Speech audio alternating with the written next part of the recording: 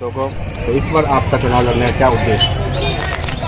देखिए, इस बार उत्तर बेहट और दक्षिणी इस नगर पंचायत में शामिल होकर नगर परिषद बना है और हम लोग सबसे बड़ा परिवर्तन है जो डायरेक्ट चुनाव हो रहा है। इस बार जनता ही मुख्य पार्षद और उप मुख्य पार्षद और पार्षद का चुनाव कर रहा है, तो व्यवस्था परिवर्तन की लड़ाई है। उसमें हम लोग जनता मालिक मतदाता मालिक के पास जा रहे हैं और जो उनका अधिकार है उसको हम लोग समझा रहे हैं। जो आप स्वयं इसके निर्णायक हैं, इसके भाग्य निर्माता आप स्वयं हैं। आप एक स्वस्थ, शिक्षित और सुयोग्य उम्मीदवार का चयन करें जिससे इस नगर परिषद का विकास और उन्नति हो सके। जो वर्तमान व्यवस्था है उसमें भ्रष्टाचार का जो आलम है, जो लोगों की दिक्कतें हैं, जो सामान्य लोग यहाँ महसूस करते हैं, ये अपनी सरकार नगर परिषद का हो, लोगों की सरकार हो और लोग यह समझें जो हमारी सरकार है और हम जिसको चुने हैं वह मेरा प्रतिनिधि है, वह मेरी समस्याओं को, मेरी बातों को आगे रखने के लिए काम करेगा। तो हम तो यही मतदाताओं से आग्रह करते हैं कि एक ऐसे प्रतिनिधि का चुनाव करें जो उनके लिए उत्तरोत्तर विकास के लिए शिक्षा हो, स्वास्थ्य हो, सामाजिक परिवर्तन की लड़ाई हो। जो लोग अंतिम पंक्ति में खड़े हैं, जिनको आज तक विकास का कोई लाभ नहीं मिला, सरकारी योजनाओं का लाभ नहीं मिला, उनकी प्राथमिकता तय हो, इसकी लड़ाई हम लड़ रहे हैं। कैंडिडेट का नाम? प्रियंका कामत। उनके आप कौन हुए? हम ससुर हुए। तो ये बताइए सर, इस बार जो है यहाँ पे चेयरमैन को डायरेक्ट जनता इलेक्शन में चुन रही है। जो पहले धनवल का खेल होता था, वार्ड पार्षद को खरीद लिए जाते थे और अविश्वास प्रस्ताव बार बार लगाया जाता था। इससे होता ये था कि कुछ लोग विरोध हो जाते थे, कुछ लोग पक्ष में होते थे। तो जो वार्ड पार्षद विरोध होते थे उसके वार्ड में फंड नहीं दिया जाता था, सौतेला व्यवहार होता था। अब क्या फ़ायदा होगा? बिल्कुल पारदर्शिता रहेगा, क्योंकि मुझे तो 27 वार्ड की मतदाता सभी लोग मुझे चुनेंगे, तो हम तो उनके डायरेक्ट प्रतिनिधि हैं। मैं कभी भी यह नहीं कह सकता हूँ जो मैं अमुक वार्ड का हूँ। हो सकता है मैं उस वार्ड का निवासी हूँ, उस वार्ड में मैं रहूँ, ये अलग बात है।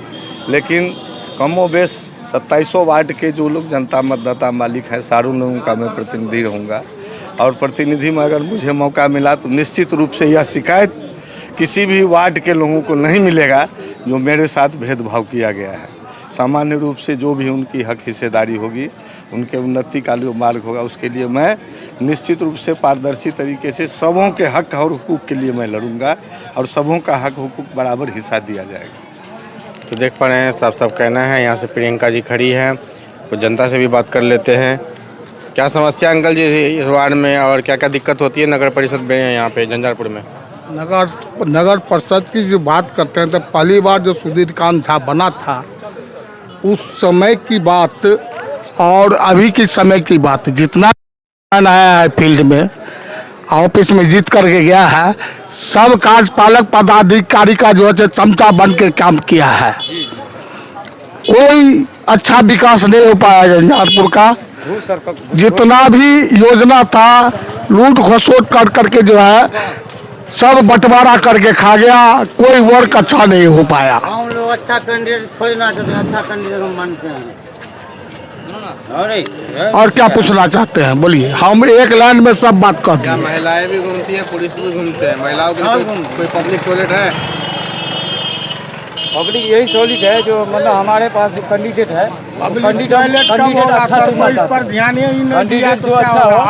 अरे अभी तो मान लीजिए जिस तरह का भ्रष्टाचारी था नगर पंचायत में, हम तो ये कहेंगे कि नगर पंचायत में अब नगर परिषद हो गया है और नगर परिषद का कुर्सी जो हुआ है, जो एक विधायक के दर्जा का कुर्सी हुआ है। हम अपील करेंगे पूरे झंझारपुर नगर पासी से जो ऐसा कैंडिडेट चुने जो कहीं भी किसी अफसर के पास भी खड़ा होकर के 2 लाइन इंग्लिश में हो, हिंदी में हो, हर तरह का सब बात कर सके, ऐसा कैंडिडेट हम कहेंगे पूरे झंझारपुर नगर परिषद के जनता से। क्या समस्या यहाँ पे? समस्या गिनती करेंगे तो अनेकों है, बहुत समस्या है। सब लोग हैं। समस्या ये है जो घुसखोरी है, नाली का है, नाली का है, बहुत कुछ है, पानी का है। चाहे इंदिरा आवास हो, चाहे ए, नाली तो बना, योजना हो, चाहे जो भी ए, नाली तो बना, नाली तो बना, लेकिन नाला से होकर के पानी कहाँ जाएगा उसका पता नहीं है। इसका पता नहीं है। सही बात हो एकदम बोलिए। नाली में ही रह जाता। आप थोड़ा साइड आइए। बता दीजिए प्रियंका जी कहाँ हैं? हाँ बोले हैं। हम बोले जिंदाबाद जिंदाबाद